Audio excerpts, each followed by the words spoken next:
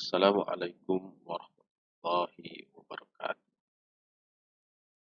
Apa kabar anak-anakku sekalian yang soleh dan soleha? Semoga kalian dalam keadaan sehat dan selalu dalam lindungan Allah Subhanahu wa Ta'ala.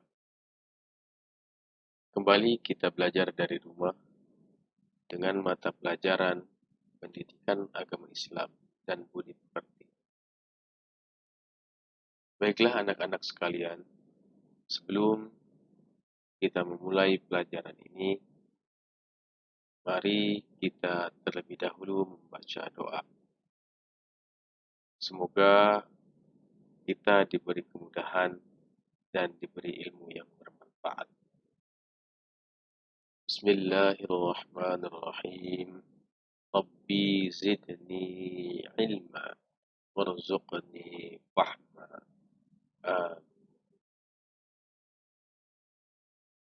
Adapun pembahasan kali ini, kita akan membahas tentang surah Al-Kafirun. Di pembelajaran 1, yaitu mengaji surah Al-Kafirun.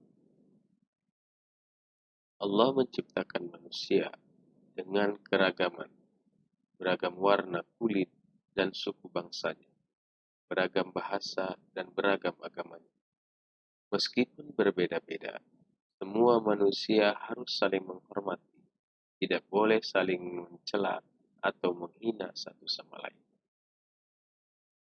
Perbedaan di antara manusia harus menjadi semangat untuk berlomba-lomba memperbanyak kebaikan.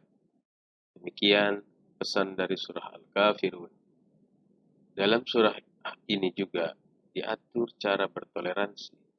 Kaum muslimin tidak boleh ikut menyembah apa yang disembah oleh orang-orang kafir. Adapun isi materi pada pembelajaran kali ini yaitu membaca surah Al-Kafirun, menulis surah Al-Kafirun, mengartikan surah Al-Kafirun, dan kandungan surah Al-Kafirun. Baiklah, kita masuk kepada isi materi yang pertama, yaitu membaca surah Al-Kafirun. Surah Al-Kafirun adalah surah yang ke-109 dan terletak pada juz 30. Surah ini terdiri atas 6 ayat dan turun di kota Mekah. Namun nama surah ini diambil dari ayat pertama yang artinya orang-orang kafir. Nah, sebelum kita membaca surah tersebut, kita awali dengan membaca ta'awudz dan bismillah. A'udzu billahi minasy syaithanir rajim. Bismillahirrahmanirrahim. Qul ya ayyuhal kafirun la a'budu ma ta'budun ولا أنتم عابدون ما أعبد ولا أنا عابد ما عبدتم ولا أنتم عابدون ما أعبد لكم دينكم ولي دين صدق الله العظيم.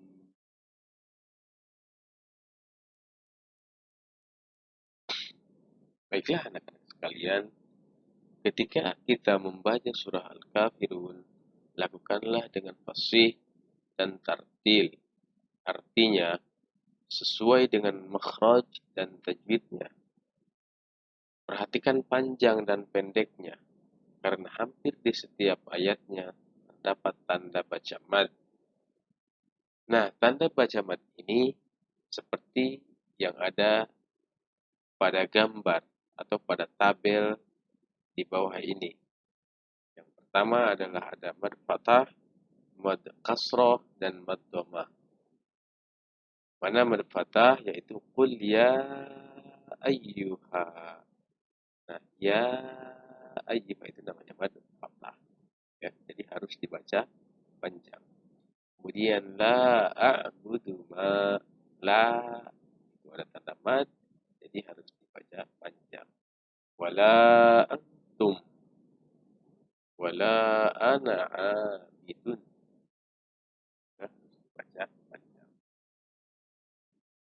Kemudian juga ada mad kasrah seperti pada lafaz dinukum waliyadi. Dinukum waliyadi. Nah, itu juga mad kasrah, jadi harus dibaca panjang. Kemudian juga ada mad dhamma al-kafirun. Seperti pada lafaz al-kafirun itu dhamma ketemu waw mati, jadi harus dibaca panjang. Dalam hal makhraj atau pengucapan perlu dibedakan antara membaca a pada huruf alif dan a atau a pada huruf ain. Nah, jadi harus dibedakan antara huruf a pada huruf alif dan a pada huruf ain. Jadi kalau pada huruf alif dibacanya a, kalau pada huruf ain dibacanya a. A, alif, a, ain, baca ain, a, ya, seperti itu. Kemudian isi materi yang kedua yaitu menulis surah Al-Kafirun. Nah, di sini ada beberapa hal yang perlu diperhatikan ketika menulis surah Al-Kafirun. Yang pertama, perhatikanlah bentuk tulisan setiap huruf dan perubahan-perubahannya. Ketika berada di depan, di tengah, dan di belakang. Kemudian yang kedua, bedakan antara huruf yang dapat menyambung huruf di depannya dan huruf yang tidak dapat menyambung huruf depannya atau berbentuk tunggal. Kemudian yang ketiga, telitilah dan menyambung setiap huruf. Berapa jumlah kelokannya harus tepat. Nah, selesai menulis surah Al-Kafirun dengan baik dan benar, kemudian kalian tunjukkan kepada guru kalian agar diperiksa. Jika ada tulisanmu yang kurang benar, maka ulangilah sampai benar semuanya. Kemudian isi materi yang ketiga, yaitu mengartikan surah Al-Kafirun. Surah Al-Kafirun menceritakan kisah Nabi Muhammad SAW dengan orang-orang kafir Mekah. Ketika itu, orang-orang kafir Mekah menyembah berhala dan menganggapnya sebagai Tuhan. Nabi dengan ajaran Islamnya mengajak mereka agar menyembah Allah Subhanahu wa Ta'ala, Tuhan yang menciptakan diri mereka. Akan tetapi, mereka menolak ajakan Nabi. Bahkan mereka mengajak Nabi Muhammad SAW untuk menyembah berhala. Dengan tegas, Nabi Muhammad SAW menolak ajakan mereka. Menyembah berhala adalah perbuatan syirik atau menyekutukan Allah Subhanahu wa Ta'ala. Syirik adalah dosa besar dan tidak akan pernah diampuni oleh Allah Subhanahu wa Ta'ala.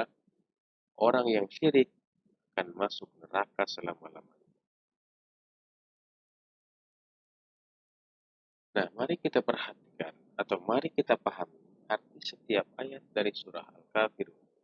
Yang pertama atau ayat yang pertama adalah dari surah Al-Kafirun, yaitu Qul ya ayyuhal kafirun. Artinya, katakanlah Muhammad, wahai orang-orang kafir.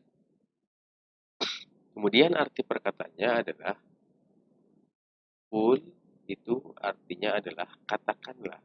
Ya ayyuha, hai al-kafirun, itu artinya adalah orang-orang kafir. Jadi ayat pertama dari surah Al-Kafirun yang berbunyi Qul ya ayyuhal kafirun, itu artinya katakanlah Muhammad, wahai orang-orang kafir.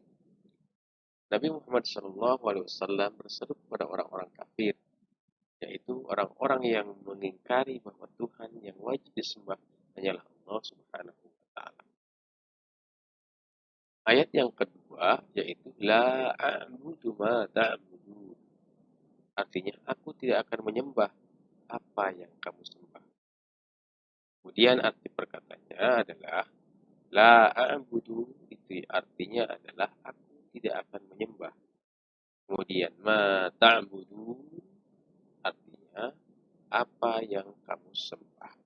Jadi kalau disambung la a'budu ma ta'budun, maka artinya adalah aku tidak akan menyembah apa yang kamu sembah. Kemudian Nabi menegaskan bahwa dia tidak akan melakukan seperti apa yang dilakukan oleh orang-orang kafir, yaitu menyembah berhala dan menganggapnya sebagai Tuhan. Berhala bukan Tuhan, berhala adalah patung yang dibuat oleh manusia. Kemudian ayat ketiga yaitu wala antum a'biduna ma a'budu. Artinya, dan kamu bukan penyembah apa yang aku sembah. Kemudian arti perkataannya adalah wala antum, dan kamu bukan abidun, penyembah, ma'abud, apa yang aku sembah. Jadi wala antum abiduna ma'abud, dan kamu bukan penyembah apa yang aku sembah. Nabi menegaskan bahwa orang kafir bukanlah orang yang mengakui Allah Subhanahu wa taala sebagai Tuhan mereka. Orang-orang kafir tidak sama dengan orang Islam. Mereka tidak menyembah Allah Subhanahu wa taala, tapi menyembah berhala. Kemudian kita lanjutkan kepada ayat keempat dari surah Al-Kafirun, yaitu wala ana abidum ma'abadtum. Artinya, dan aku tidak pernah menjadi penyembah apa yang kamu sembah.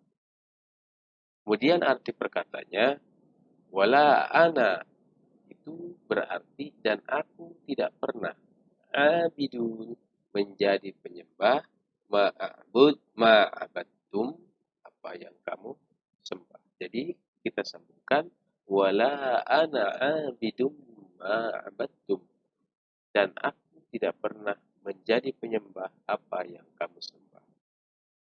Nah, pada ayat ini, ayat keempat, Nabi Muhammad SAW menegaskan kembali bahwa sampai kapanpun beliau tidak akan pernah menjadi penyembah berhala seperti yang dilakukan oleh orang-orang kafir Mekah. Kemudian kita lanjutkan kepada ayat yang kelima, yaitu wala antum abiduna ma a'bud. Artinya, dan kamu tidak pernah pula menjadi penyembah apa yang aku sembah. Kemudian arti perkataannya adalah wala antum, itu berarti dan kamu tidak pernah abidun, menjadi penyembah, ma'abud, apa yang aku sembah.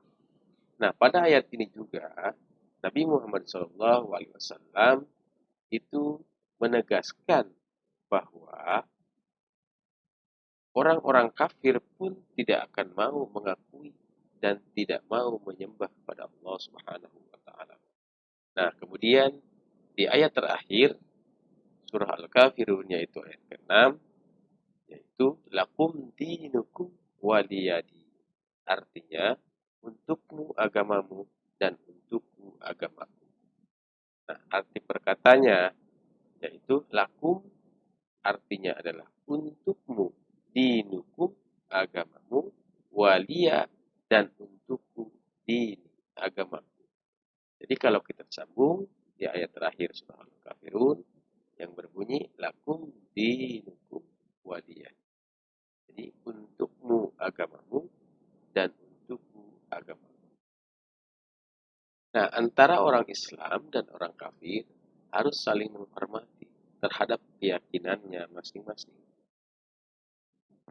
Kemudian kita lanjutkan kepada isi dari materi kita kali ini, yang keempat, yaitu isi kandungan surah Al-Kafirun.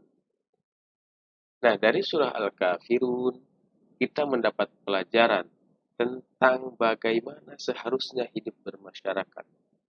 Allah Allah Subhanahu wa Ta'ala mengajarkan beberapa sikap yang harus kita lakukan kepada penganut agama lain. Yang pertama, setiap pemeluk agama harus menghormati kepercayaan atau agama orang lain. Kita tidak boleh memaksakan agama kita pada orang lain. Sebaliknya, orang lain pun tidak boleh memaksakan agamanya kepada kita. Kemudian yang kedua, setiap pemeluk agama harus saling toleransi antar umat beragama. Allah Subhanahu wa Ta'ala melarang umat Islam mengganggu ibadah umat agama lain. Demikian pula penganut agama lain dilarang mengganggu ibadah umat Islam. Tidak boleh saling menghina atau mencela agama masing-masing. Semua pemeluk agama harus bekerja sama menciptakan kedamaian di dalam masyarakat. Nah, itulah tadi paparan materi pelajaran kita pada kesempatan kali ini. Semoga bermanfaat. Syukron laka wa na'mal an takunal ma'rifatu mufidah. Terima kasih. Semoga ilmunya bermanfaat. Wallahul muwaffiq ila aqwamit thoriq. Wassalamualaikum warahmatullahi wabarakatuh.